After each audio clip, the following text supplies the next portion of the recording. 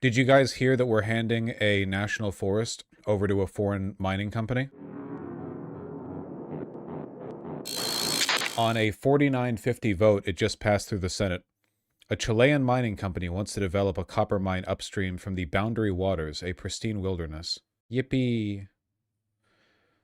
Motion passed 50 to 49, and now goes to Trump's desk. Genuine question. I'm not being rhetorical or facetious. Why did it pass through the filibuster? Why did it not need 60 votes? I'm actually, if somebody could explain to me, my understanding was that, why did no one invoke it? If somebody could give me an answer to this, I'd appreciate it.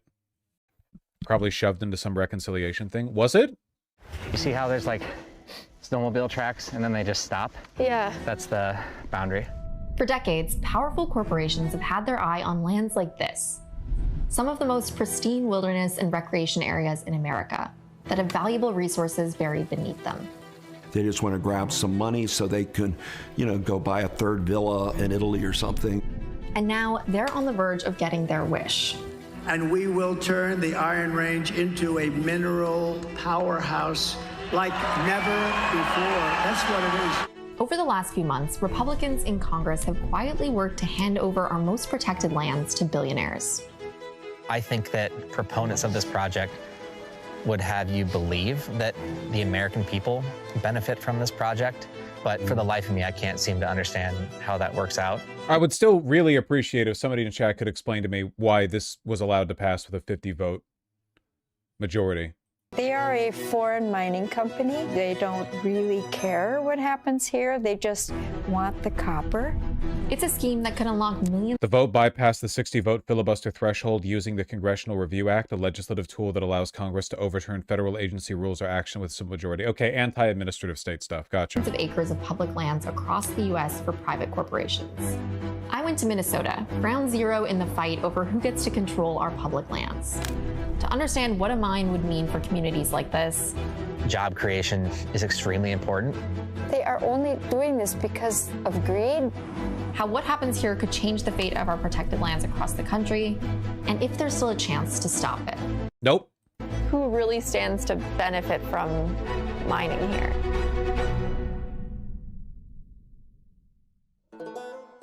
There's no roads. Airplanes have to fly quite high over. It's just so quiet. Paul and Sue Shirky run a dog sledding business called Wintergreen. Their business relies on access to the Boundary Waters, a protected wilderness area in northeast Minnesota. She'll be one of our lead dogs today. Federally designated wilderness areas are the most protected public lands in America, places where Congress has drawn a harder line against extraction and development. Along with our national parks, monuments, and forests, public lands make up more than 640 million acres in the U.S.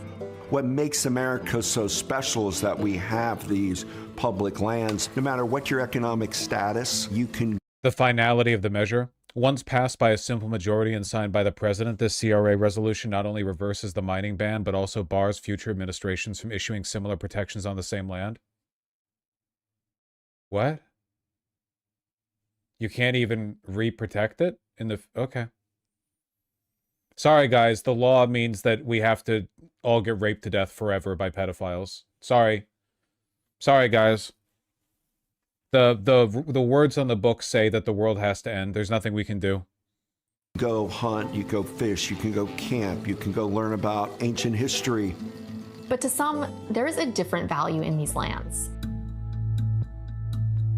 American energy dominance. What is before all of us is an opportunity at self-reliance. There are more than 8 billion tons of copper, nickel, cobalt, and other minerals. What makes America so special is its public lands where anyone can go, which no other country in the world has. You're smarmy, but you're wrong to be smarmy. America is unique for its federally protected land.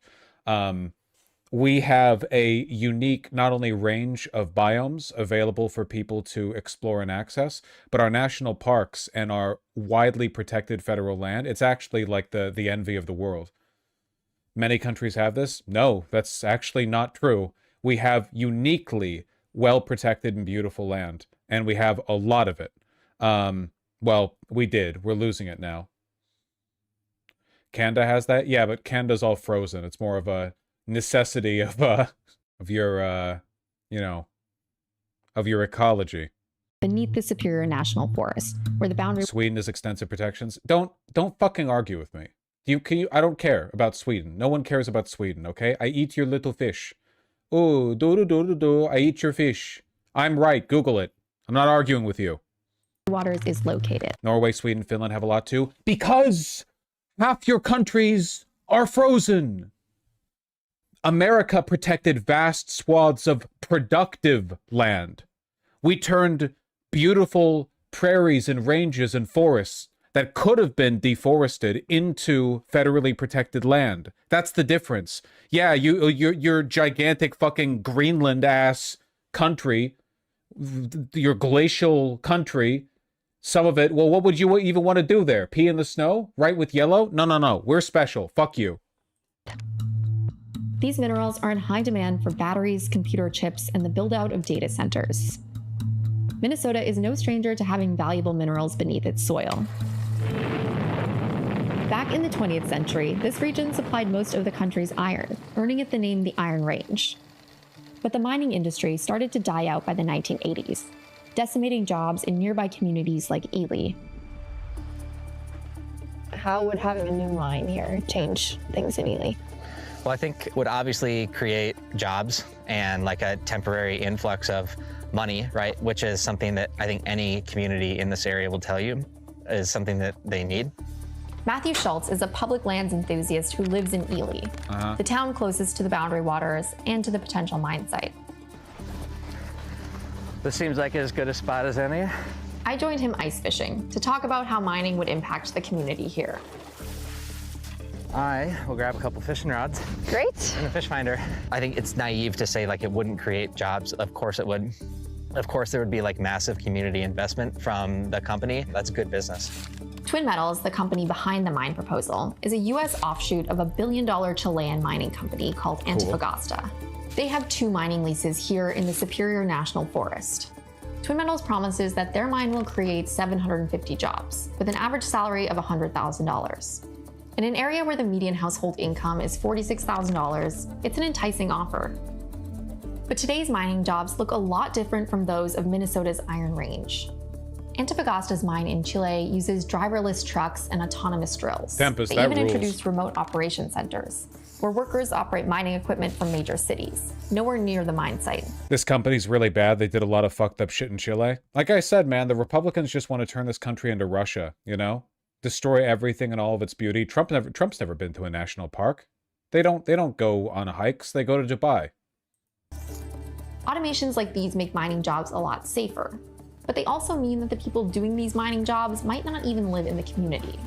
No one who grew up in Ely, Minnesota is prepared to operate robotic mining equipment.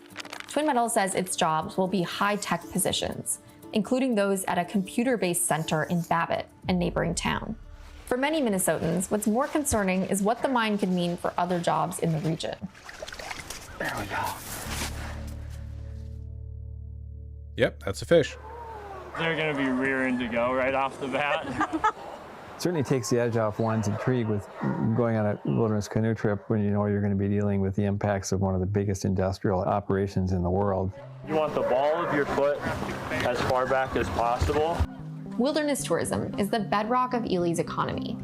More than 60 small businesses operate lodges, rent equipment, and run tours for the 250,000 people who visit every year. So here at Wintergreen, we're just downstream from it by, as the crow flies, maybe 3 miles downstream, but we're told that we'll be impacted by the light. Environmentalists have fought for years to block the proposed mine, saying it could contaminate the region's interconnected lakes and streams with heavy metals, sulfuric acid, and other toxic substances. Native American tribes fear the runoff from mining could devastate a watershed they rely on for fishing and wild rice harvesting. Fishing and hunting groups have also been opposed. Yes, sir. The U.S. Forest Service, which is now being dismantled, in 2016 and again in 2022 concluded the proposed mine posed significant risks, including potential water and soil contamination. Dust and noise pollution from this mine. The proposed Twin Metals mine, which is actually upstream from where we're fishing right now, it would be dealing largely in sulfide ore, which has never actually been done in the state of Minnesota. The moves came after the Chilean billionaire Andrónico Luksic, whose family controlled the mining giant Antofagasta, rented a house in Washington to Ivanka Trump, the president's daughter, and her husband, Jared Kushner. Ethics experts raised concerns about the rental deal. Representatives for Mr. Luksic called it a standard real estate transaction that happened to involve the president's family. Copper sulfide mining is considered one of the most toxic types of mining because of the risk of acid mine drainage. Each and every place in the world where they've done this kind of mining, they've triggered this reaction and they've not found a solution. And in the process, they've rendered vast areas. There's a whole article on how corrupt the billionaire's advocacy was. A plan to mine the Minnesota wilderness hit a dead end. Then Trump became president. Oh, wow. This is quite an article. Oh, man. Antofagasta's environmental record, however, has raised concerns. In Chile, the company's Los Perambres copper mine has suffered toxic spills. The company said the mine had experienced only minor incidents involving limited spills, which were not toxic, and said it was proud of its environmental record. Celebrity tenants in Washington housed the president's daughter and Jared Kushner. The problem is copper is at a premium price, and there's a lot of copper in this area. I'm sure there's other places we can get copper from. I'm sure that we don't have to open up our protected federal lands to foreign mining companies with a record of toxic spills. On a trip to Minnesota in April, Mr. Trump was jubilant about the restoration of mining. Under the previous administration, he said at a truck factory, America's rich natural resources were put under lock and key. The changes since then, he said, were really pretty amazing. Biological dead zones. The idea that we could take this place where I go to catch my fish that I feed my household with, the concept of maybe contaminating those fish past the point of consumption would be extremely detrimental to the way I live my life. Twin Metals says that instead of storing waste in above-ground pits that can break or flood, it will store the mine waste underground, making acid mine drainage a non-issue. But even at mines that use this storage technique, like the Pogo mine in Alaska, there has been groundwater contamination. I have no doubt that that is the best, latest, and greatest way to handle mine tailings. Why would they do otherwise, right? But to me, that doesn't really mean anything, because latest and greatest... Devil's advocate, wouldn't the US and Canada utilize the most environmentally protective mining anywhere in the world? Probably not relative to, like, some European countries, but, like, there are other places in America that we could mine copper from, you know? Doesn't have to be here. And even then, we're doing it to a foreign company that has a record of bad labor and environmental practices. In that industry is still largely untested, and it's really unclear what the consequences could be. Do you believe that it is possible to do copper sulfide mining safely? Also, you have to keep in mind the cost benefit. If they open up a copper mine in this part of Minnesota, that's it forever, dog. Like, keep in mind what these mines look like. Like, you're altering the landscape for all time. It's not going back to what it was. Maybe it's worth it for the copper 50, 100 years from now. What about 10,000? I mean, we're talking, it's like losing old growth forests, you know? You're talking about like going after them because you want to lower the cost of copper is like selling a kidney to make rent. Like, you have to make rent, but you better make sure that that's not, like, it had better be the last possible way you could have made that money, you know? Just Google where our main copper deposits are. They're just choosing that forest because they're evil. Yeah, pretty much. Keep in mind that the language of this legislation that just passed through the Senate, it's not just about this mine. It destroys the ability for the federal government to block a wider variety of extractive permits.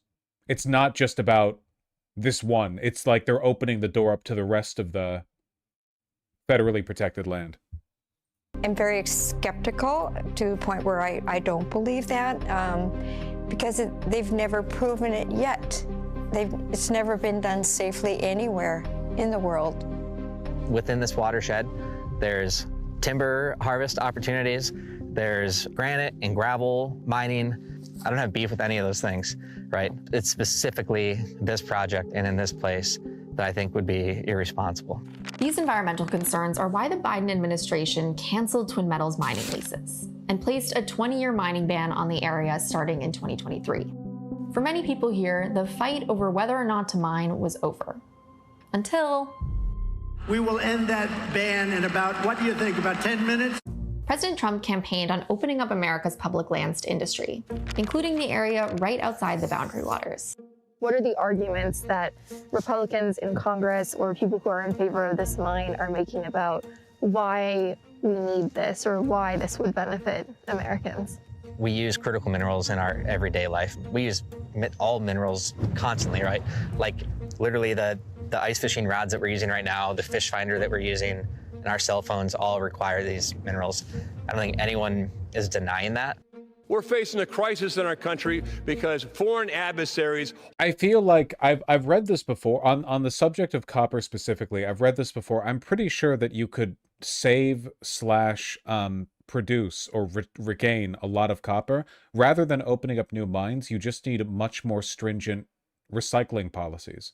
Like, there's a lot of copper out there that's just wasted in landfills and so on. You can go after it in a way that's a lot more restored. I mean, it's a metal, right? It's pretty recyclable. It's very recyclable. You get copper, you want to reuse it, you just melt it down.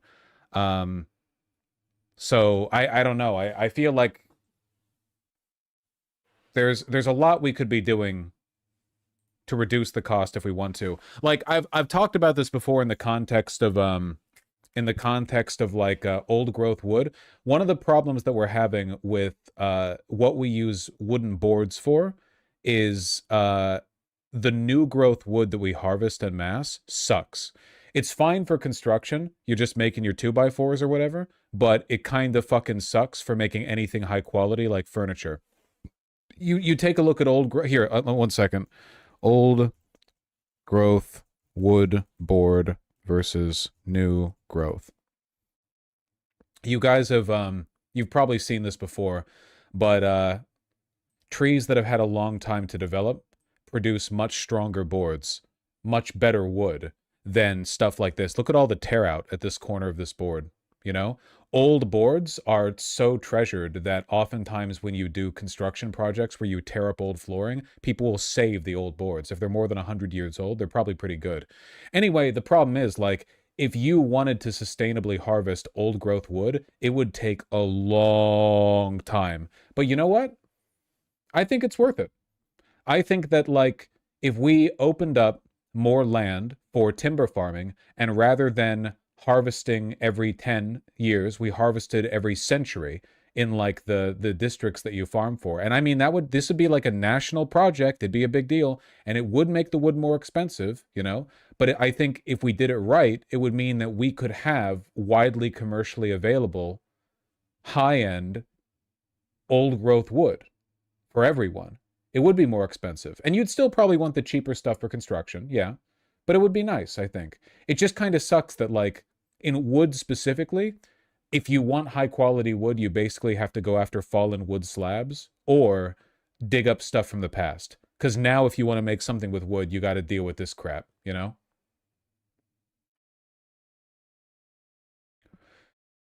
Still different species of wood, not just age. You're spreading misinformation. Keep whining about it. You know perfectly well what I'm saying is correct. The fact that these are two different species, it's just illustrating a point, you jackass. You know what I'm saying is correct. The difference between old and new growth wood is a real thing. You're just nitpicking. You know more about wood than me. I bet you I know more about... It's a dick joke. Just fill in a dick joke in your head. Slobbing on them knobs. Accusing me of spreading misinformation when I'm literally fucking correct. Anyway, there are plenty of differences. Like, or plenty of evidence. You can see, man, the density. Anyway, I guess the point that I'm getting at is that we should probably... There are a finite number of resources on Earth, like even stuff that literally grows from the ground, like a tree. there's still a temporal limit to how much we can access. So if we start putting limits on how we can use them and in what like quantities, we can preserve it for future use. We do this for a lot of resources, by the way, like usually more minute stuff, but we do it. We can do it for copper. We can do it for wood. We can do it for everything. It just takes a bit of responsibility. Yeah, I'm talking about proper resource management, 100%. Hold our critical minerals, which are critical to everything we do in medical, in our military. Seeing representatives testify on the House floor and pointing towards all these things that I used to work on in the Navy, and basically saying, like, we have to do this project or we can't have those things. That's absurd. That's absolutely absurd. That's because mining is only the first step. The raw material still has to be processed before it can be used in electronics or infrastructure. And China still dominates that part of the supply chain. They openly acknowledged that they intend to send the copper to China, and they've already got pending contracts to receive this copper. So that dismisses any notion that this is a national security issue. There's no guarantee that the minerals extracted from here in Northeast Minnesota will find their way back into our... Yeah, that's literally not how the economy works. It doesn't work that way for any material production or extraction anymore. And it hasn't for decades. Iron, copper, steel, diamonds, whatever. If you're making it in the US, that does not guarantee it's going to stay there. That's not how that works. National supply. So I feel like the people here are being duped. Who really stands to benefit from mining here? Antofagasta. It's puzzling the clout that they have with the Trump administration. Antofagasta is owned by the Luksic family. One of the most powerful and wealthiest families in South America.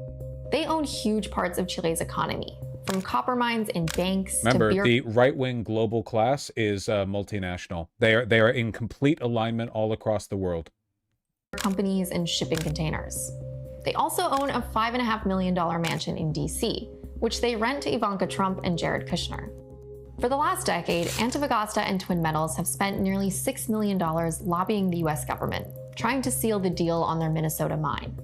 And last year, Twin Metals hired the Bernhardt Group, a lobbying firm started by David Bernhardt, Trump's former Interior Secretary. Bernhardt, a former oil lobbyist, helped roll back regulations overseen by the department. Remember, middle managers. Soon after, Trump's deputy... Sometimes they enter into government, but that's just when they get to sit back easy, get a cushy job, and, you know, let everyone else do the work for the bit. The real tough job is working behind the scenes. Secretary of the Interior, who previously worked under David Bernhardt, restored Twin Metals mining leases. But these leases are only valuable if the mining ban is overturned, which Republican Representative Pete Stauber is quietly trying to do. We need to mine more, and we should have started yesterday. He introduced a bill to reverse Biden's mining ban through a rarely used legal procedure that allows Congress to overturn a ruling from a federal agency. The Congressional Review Act was birthed during the Clinton years, and it's laid dormant because it doesn't really have teeth, and no president wants to go down to be the one who starts, you know, dismantling these natural places. A public land order, like the moratorium, is created through a democratic process with public input.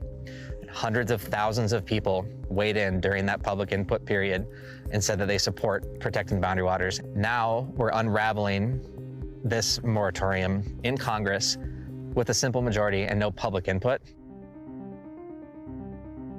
Community members in Ely have come together to preserve the protections that they fought for. Still, House Republicans voted to repeal the mining ban. So people treat stuff like this like it's a procedural failure, like they imagine that the way to solve this would be some incredibly complicated interlocking series of checks and balances. But in reality, all you need to do is make sure that your politics aren't completely captured by billionaire pedophiles. And in order to do that, you have to crack down on income inequality, lobbying, and corporate control of media. And that's it. That literally just solves it right there. It's not, the system isn't the issue. There is no system you could build that would be immune to the effects of the most powerful people in your country are cooperating billionaire pedophiles that all understand the game and run the media and everything else also. Like, there's no way, you can't procedurally get your way out of that. You just have to change the people on top, you know? Or I should say, you have to change the incentive structure so that the people with power aren't the aforementioned billionaire pedophiles.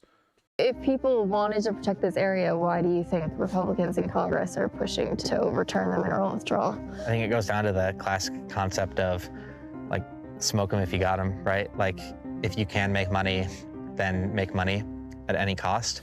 Now, the Senate has until the end of How would you change it?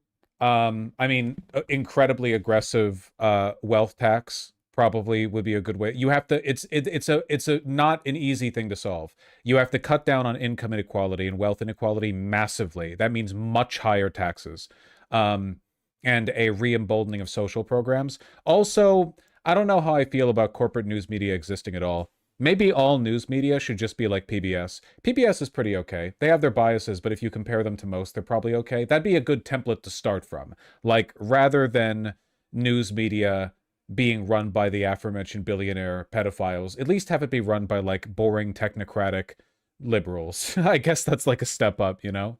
That's like, it's an improvement, right? Probably like a fuck ton of legislation involved in punishing the people who brought us to this point as well. Like, there should be levels of corruption and incompetence and dishonesty that land you in a jail cell for sure. Like, I don't think that Fox News should be allowed to do all that, in my opinion. I think that, like, you could like, a lot of the stuff they say would fit the definition of libel or slander, but we don't treat it that way, even though we should. Like, it's not about criticizing the government. It's like a lot of the stuff they say is just factually incorrect. I don't know. We need some kind of, like, prerequisite. I think China has a law where you can't post medical advice online unless you're a doctor or something like that. And I think that's potentially a good template for a law. Like, not in that specific invocation, but you need to, like, I think that to some extent lying just has to be illegal.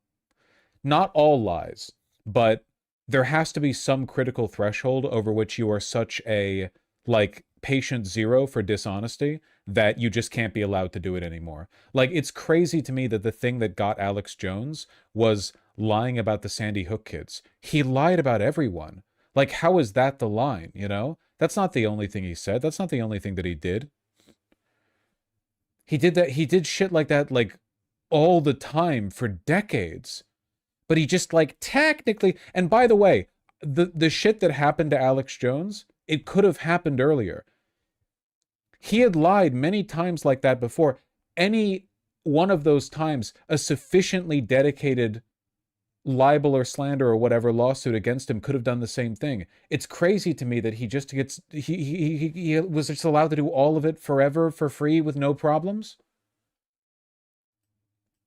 I don't understand how you think the state won't just declare things lies that are not lies. But yeah, but you could say the same about anything. Like, why make murder illegal if the state can decide anything's murder? What if, like, you know, being Jewish is murder? Like, you can create laws with explicit and permissible barriers and boundaries and stuff. We already have it for libel and slander. Like, we already have libel slander laws. Your First Amendment rights do not protect you from a civil suit in those cases. There are things that we could do to rework it. To an extent, you just need to trust that the people making decisions are acting in good faith. And right now we can't do that because they're all completely controlled by pedophiles. But this is like a multifaceted problem that can be unsnarled with a lot of dedicated effort. You can't just do one solution and then that's it. You can't just do one solution and then, like, that's the only thing. Public office holders should not be allowed to lie. So this is a great example. If you're a politician, I don't think you should have the same rights as everyone else. If you sign up as a soldier, if you enlist as a soldier, you lose constitutional rights. You're enlisting as a soldier in the U.S. Army, and as a consequence, you no longer have the same legal protections that a civilian does. Why do politicians not have this? That to me is crazy. Like, so as a soldier, you don't have First Amendment protections, at least not the same ones as we do. But as the president, you get to lie freely? That's crazy to me. I think that you could very reasonably impose some restrictions on the behavior of politicians, some limitations on their rights. And if they don't like that, they don't have to run. Like, they chose to run. They're civil servants. But they lie nonstop. And it's not just little lies either, man. It's really big, demonstrable stuff. What about this? What about more types of statements made by a politician are made by default under oath? Like, just imagine, like, very basic start. What if all official addresses made during the State of the Union, right? Just that one. What if that was considered to be under oath? So it's legally actionable if you lie during that time. Would that make the world worse or better? I don't think it would change that much. What if you expanded it? I don't know. I just think that, like, some internal office of accountability. It's obvious that lying is overpowered, okay? All I'm saying is that we need to do something about it. And it's not unprecedented. We already have libel slander laws. So it's not as though this has never been done before.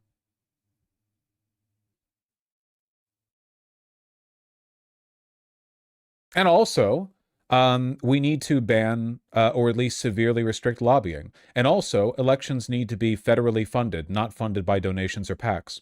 And also, we need to get rid of Citizens United. And also, it needs to be illegal to work in any industry after you have served as a politician that regulates that industry. You can no longer work as a lobbyist, a consultant, advisor, a contractor, or anything. You're fine. You'll live without getting on that board of, like, Exxon, you know?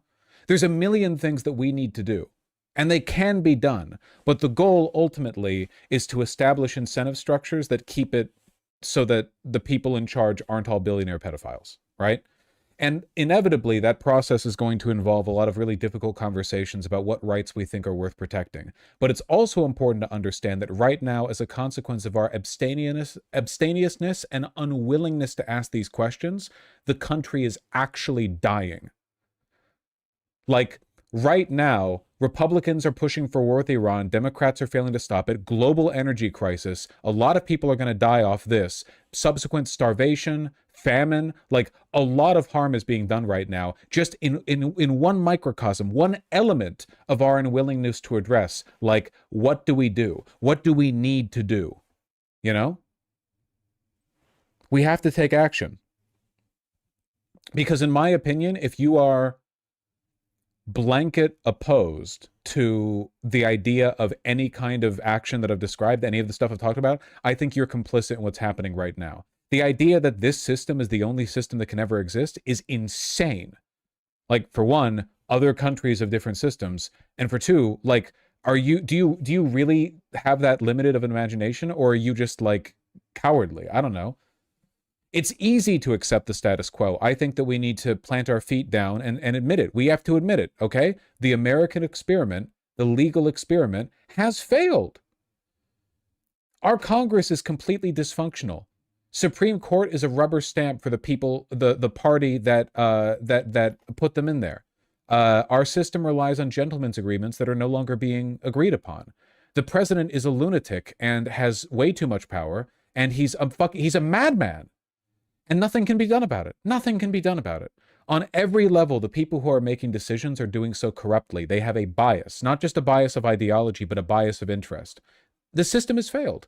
We need to start talking about solutions, and it will not be as simple as implementing a wealth tax. It will involve fundamental re-examinations of the rights that people have and ought to have. And in my opinion, everything that I'm talking about right now will make Americans more free.